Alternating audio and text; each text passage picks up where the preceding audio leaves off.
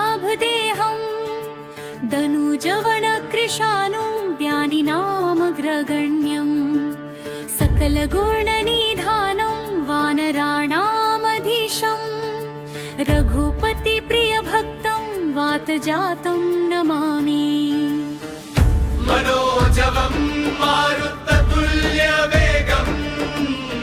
जितेन्द्रियं बुद्धिमतां वरिष्ठम् वातात्मजं वानरयुद्धमुख्यं श्रीरामदूतं शरणं प्रपद्ये। गोष्पदीकृतवारीशं मशकीकृतराक्षसम्